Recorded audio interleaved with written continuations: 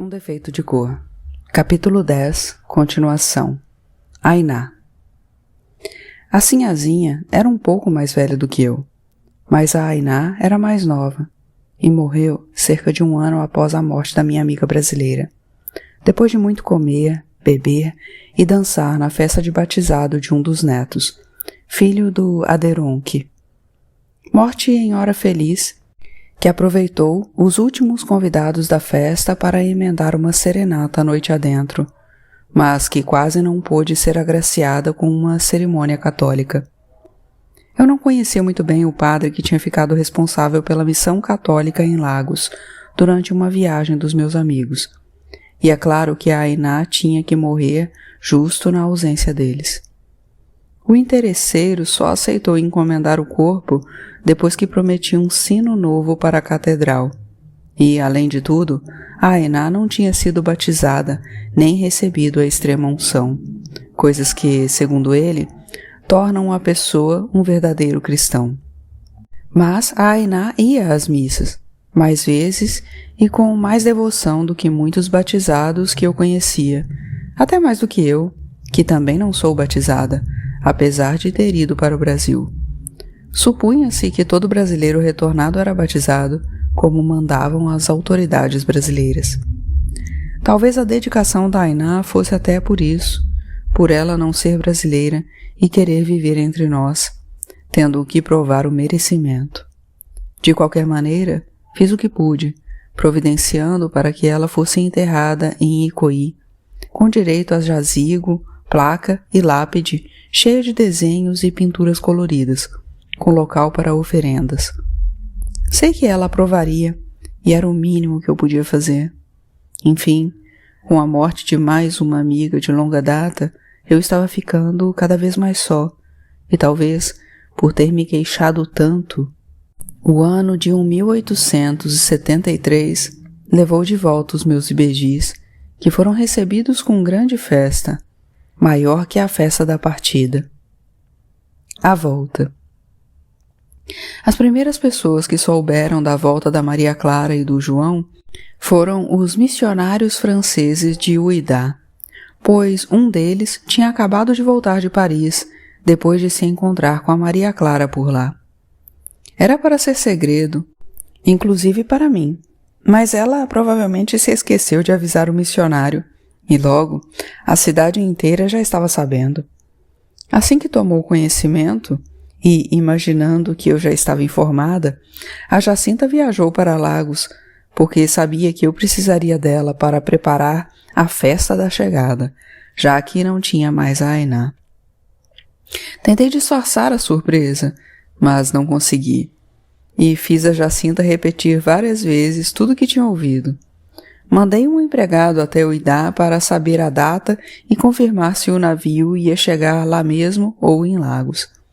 E passamos mais de 2 semanas cuidando de tudo, desde o envio de convites para todas as pessoas que os ibejis conheciam, até a contratação da banda para tocar no Ancoradouro. Quando viram aquelas pessoas esperando por eles, alguns rostos facilmente reconhecíveis e outros nem tanto, os ibejis pareceram encabulados, mas não surpresos. Eles deviam imaginar que não conseguiriam desembarcar em África sem que eu ficasse sabendo antes, pois isso era coisa de que eu tinha grande medo, de que algum dia um deles batesse na minha porta e eu não o reconhecesse depois de tanto tempo. Como, com certeza, aconteceria em relação a você. Digo aconteceria porque sei que não vai acontecer. Aliás, tenho menos de um dia de viagem e rogo conseguir chegar até onde quero. Mas, caso não consiga, preciso ir pelo menos até o lugar a partir de onde a Geninha possa continuar. A boa Geninha, que tanta companhia me fez naqueles anos de ausência dos ibejis e que esperou pacientemente a volta deles para me fazer um pedido.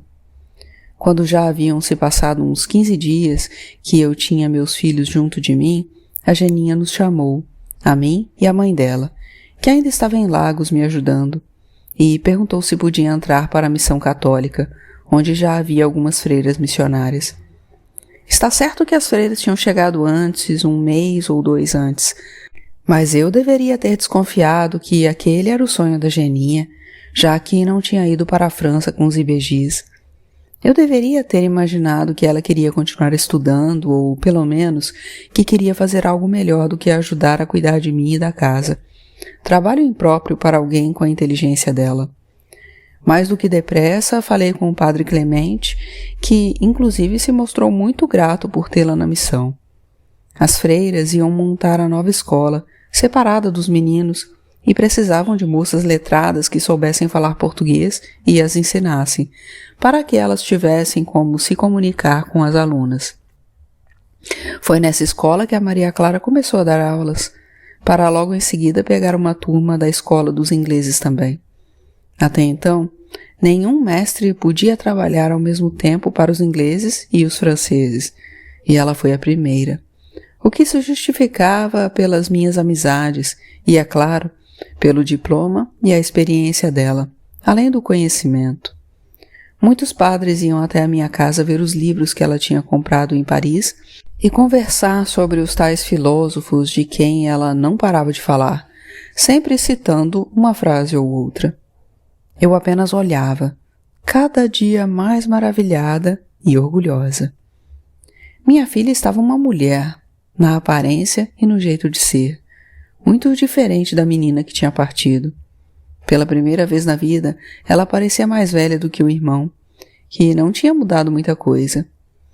Ele também estava formado, entendedor das construções, mas parecia muito mais novo do que quando partiu.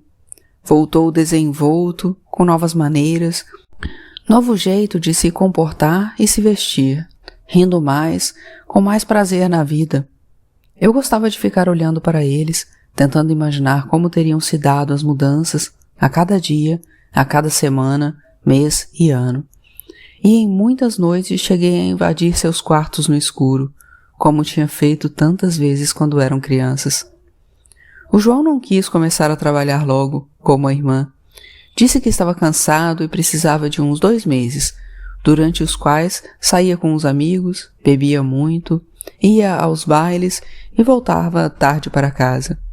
E eu me preocupava, com medo de que ele tivesse adquirido aqueles hábitos em França e não conseguisse mais se livrar deles. Mas não queria atrapalhar nosso relacionamento com cobranças ou questionamentos. E deixei o tempo tomar providências no meu lugar.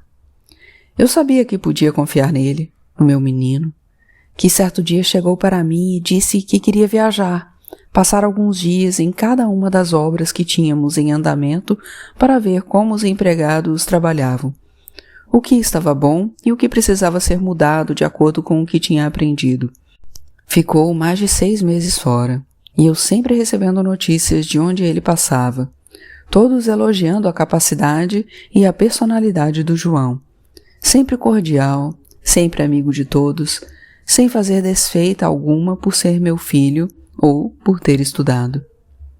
Quando o João voltou para Lagos, estava em companhia do Felipe, que queria conversar comigo para dizer que tanto ele quanto o Rafik já estavam muito cansados, que o João era jovem, gostava de trabalhar e sabia o que estava fazendo, e poderia substituir um deles ou treinar alguém para fazê-lo. Fiquei um pouco preocupada com essa decisão que me pareceu repentina, porque os dois ainda eram muito bons, apesar de velhos. Mas achei que tinham razão, que estava mesmo na hora de descansar e aproveitar o bom dinheiro que já tinham ganhado. Quem era eu para contestar, já que tinha feito isso bem antes deles? Eu tinha 50% do capital da empresa. Os outros 50% estavam distribuídos entre os dois, mais o Crispim e o Dionísio, que ainda continuariam por algum tempo. Conversando, decidimos que o melhor seria o Rafik e o Felipe indicarem pessoas para coordenar as equipes, e o João serviria a todas elas, de obra em obra, dando assistência a todos no local ou a partir do escritório de Uidá. O escritório estava vazio, pois a casa de comércio inglesa que o alugava tinha fechado as portas alguns meses antes. Enquanto o João viajava, às escondidas eu tentava arrumar casamento para Maria Clara, pois ela já estava com 25 anos. Na idade dela, eu tinha você e o Banjocô, e já tinha passado por tantas coisas que ela nem podia imaginar. Mas a Maria Clara dizia que ainda não estava na hora, que não estava preparada, que pensaria nisso mais tarde, depois que abrisse a escola. Mas os bons pretendentes estavam cada vez mais raros, e alguns poucos que ela aceitou conhecer, em jantares que eu oferecia, não serviram para ela, pois não sabiam conversar sobre nada além de comércio, confirmando um daqueles meus medos, de ela ficar boa demais para qualquer homem que conhecesse. Os selvagens eram atrevidos e ela achava muita graça neles, mas só fiquei tranquila depois que ela jurou que não pretendia se casar com nenhum deles. Com nenhum dos muito insolentes que iam me pedir para namorar com ela sem que ela tivesse conhecimento. Quando ela me disse que por enquanto não queria esses selvagens, ou brasileiros, ou mesmo estrangeiros, fiquei desapontada, mas depois aceitei, porque era exatamente de conversa interessante que eu sentia falta no Francisco, por exemplo, quando o comparava ao Fatumbi, ao Padre Reis, ou, mais tarde, ao seu pai ou a quase qualquer um dos mussurumins. Eu não tinha coragem de perguntar, pois ela era muito reservada, mas achava que nem conhecia homem. E isso era bom, pois eu queria que ela se casasse com um brasileiro, e eles davam mais valor às moças puras. Nenhuma das minhas tentativas de apresentá-la a alguém deu certo, e resolvi esperar que ela tomasse a iniciativa, o que aconteceu de uma maneira bastante imprevista. A escola. Em 1877, a Maria Clara se desentendeu com o padre responsável pela escola católica e resolveu que estava na hora de abrir a dela. Havia alguns anos que os missionários tinham começado a aceitar crianças selvagens para compensar a saída dos brasileiros, principalmente dos mais pobres, que precisavam dos empregos oferecidos para as pessoas que falassem inglês, ou seja, que estudassem na escola britânica. A maioria das crianças selvagens era dada, vendida ou hipotecada aos padres. Isso no caso dos meninos, pois as meninas eram sempre bem-vindas, porque poucos pais brasileiros ou selvagens deixavam suas filhas estudarem, preferindo que elas se casassem logo. Portanto, as meninas estavam na escola para receber um mínimo de instrução para se casarem com os jovens brasileiros, o que nem sempre correspondia ao tipo de instrução que os noivos esperavam. O que deixava Maria Clara bastante chateada era que o tratamento dado às crianças brasileiras e às selvagens era bastante distinto, chegando a prejudicar o aprendizado dessas últimas. Ela disse que, quanto às crianças, até poderia dar um jeito, mas nunca conseguiria fazer nada para ajudar os missionários pretos ou selvagens a receberem tratamento melhor, como somente ela recebia, constrangida. Não queria abrir mão das regalias, do tratamento igual ao recebido pelos missionários brancos, mas não achava justo que não fosse do mesmo jeito para todos, independentemente da cor ou do lugar onde tinham nascido, pois todos faziam o mesmo trabalho. De certa forma, os mestres eram considerados missionários, embora muitos não o fossem.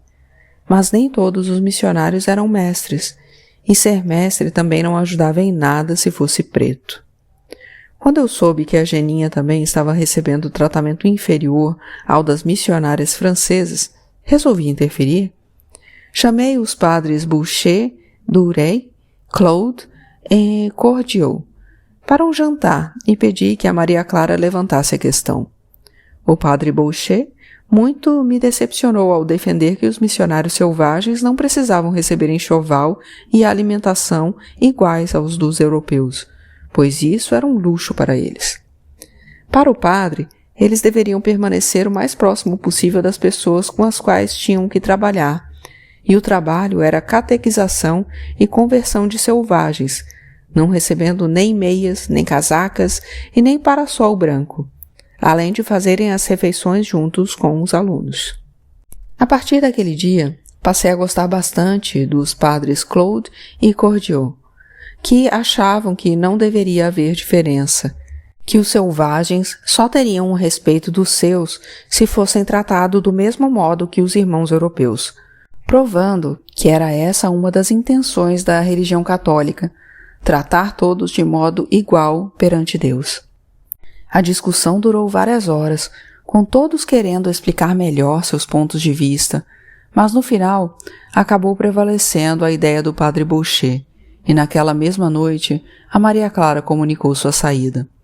O padre, sentindo-se traído, ficou vários dias sem aparecer na nossa casa, mas não conseguiu recusar o convite para o noivado duplo da Maria Clara e do João, acontecido no início de 1876, uma das festas mais comentadas de Lagos, pelo menos até a festa de casamento, duplo também. A Maria Clara tinha saído da escola, pois a ela interessava apenas educar crianças, mas a Geninha permaneceu, porque queria mesmo era educar a própria alma e depois as almas das outras pessoas, não se importando com o tratamento recebido. Noivados e casamentos. Nem sei se naquela época sua irmã gostava mesmo do noivo ou se isso só aconteceu depois que se conheceram melhor, mas fiquei surpresa no dia em que ela chegou em casa e disse que tinha um pretendente para me apresentar. Aquilo não era muito usual, mas não me importei, pois já estava ficando preocupada com a solteirice dela. O escolhido parecia outra provocação ao padre Boucher, pois era um missionário francês que, para se casar com ela, estava abandonando não só a missão, mas também a escola, onde lecionava História e Geografia. Perguntei como o namoro tinha começado e ela disse que não importava, que o importante era que finalmente estava para se casar, como eu sempre quis e na hora em que ela se achava preparada. Além do mais, o futuro marido seria de grande ajuda na montagem da escola, pois era missionário e mestre experiente, que compartilhava muitas de suas ideias, principalmente sobre métodos de educação mais modernos que os usados na missão. Eu preferia que ela se casasse com um brasileiro, mas o Beaulieu era uma boa pessoa, tranquilo, educado, alto, calvo e tão magro quanto um homem poderia ser para ainda se aguentar de pé. E falava muito baixo, um português bastante errado. Também usava longas barbas e longos cabelos, sempre presos debaixo de um chapéu de palha que não tirava quase nunca, nem dentro de casa, para proteger a pele clara do sol forte da África. Ou seja, era um homem muito feio, e assim que o conheci, pedi que meus netos saíssem à minha filha.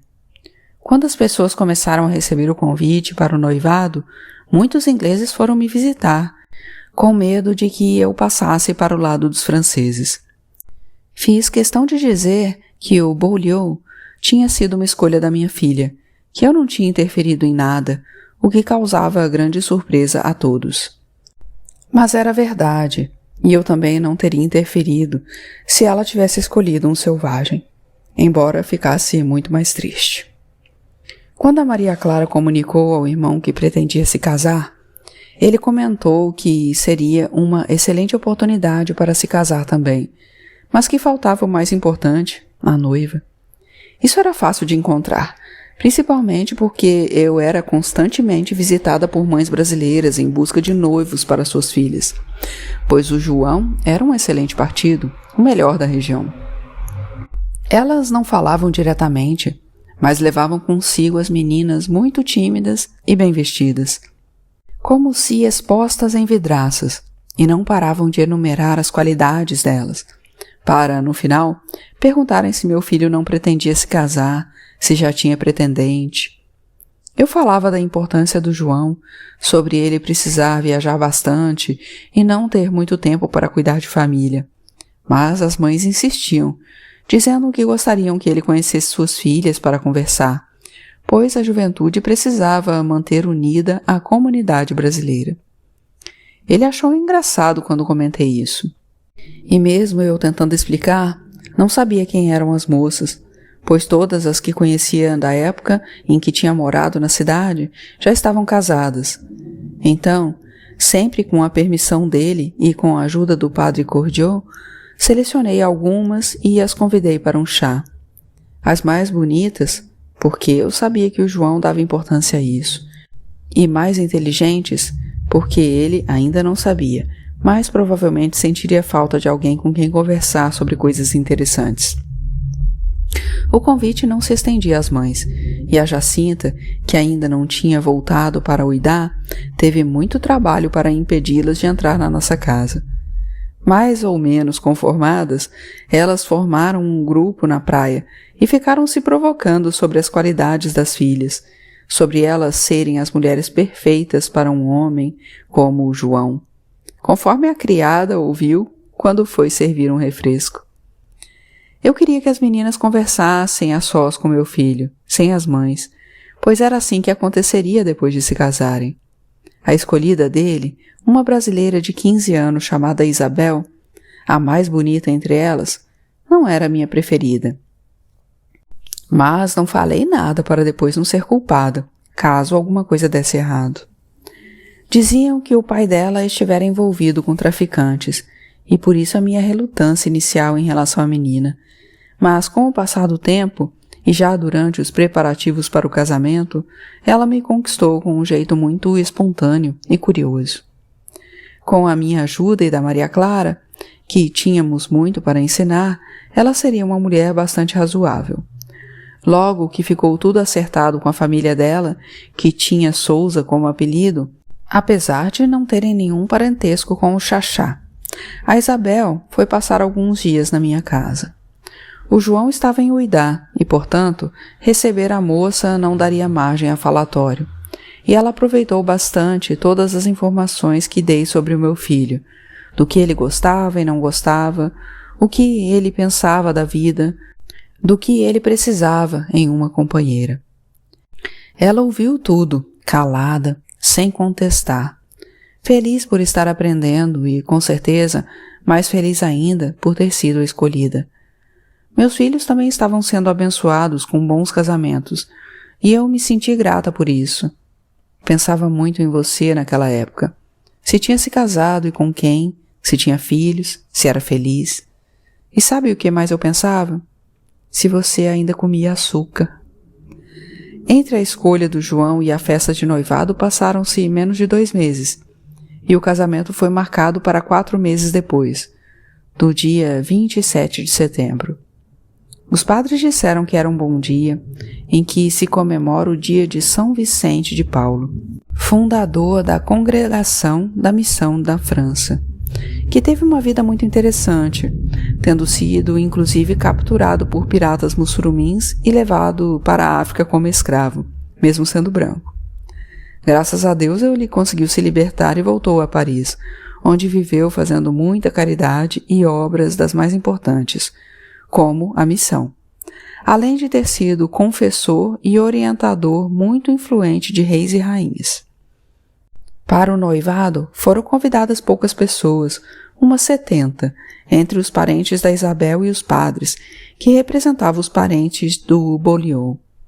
Inúmeros curiosos ficaram na praia, do lado de fora, olhando o movimento e cercando quem saía para saber o que estava acontecendo, o que tinha sido servido, essas coisas.